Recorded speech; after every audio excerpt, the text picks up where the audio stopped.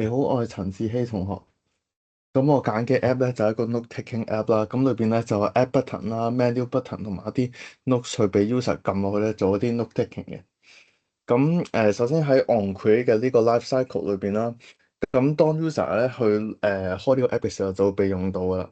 咁呢個 app 咧就會開始做呢個 layout invasion 先啦，就將呢個 XML file 變成 layout 嘅，然後再去 initialize 一啲 UI component 啦，就例如係啱講嘅一啲 button 啦，然後再去做一個 data setup 咧，就 allocate 一啲 memory resources 去俾呢個 app 去用嘅。之後就係on start 嘅呢個 stage 啦，咁咧當 user 去開呢個 app 或者去 re-enter 呢個 app 嘅時候，亦都會用到嘅。咁 UI component 咧就可以俾user 去睇到啦，但係就用唔到住嘅，亦都會 register 呢一個 broadcast receiver 去俾一啲 function 去用啦。咁然後喺 on resume 嘅呢個 stage 裏邊咧，你都係 user 開 app 啦，或者去 re-enter 呢個 app 嘅時候就會用到啦。咁喺呢個 stage 裏邊咧，啲button 就可以become interactive 啦，俾 user 去用到嘅。例如係撳呢個 app button 嘅時候，就會 add 咗一個 notes 落去啦。咁如果 user 係 re-enter 呢個 app 嘅時候，一啲interaction 係都會俾 resume。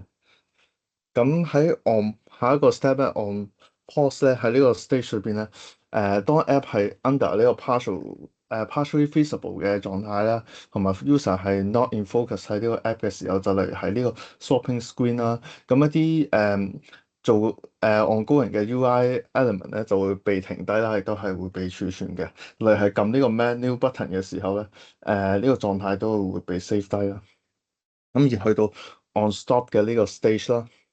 咁當user 唔係開緊我嘅呢個 note-taking app 嘅時候咧，但係佢入咗第二個 app 咧，咁佢就會被 call 啦。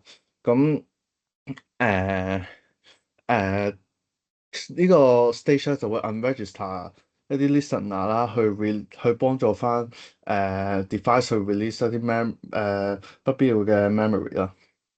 咁然後去到 on destroy 呢個 stage，當 user 去熄咗呢個 application 嘅時候咧，就會做一個 final cleanup 啦，去幫助同樣地幫助呢個memory management 啦，然後再 unregister 所有嘅 component 嘅。好。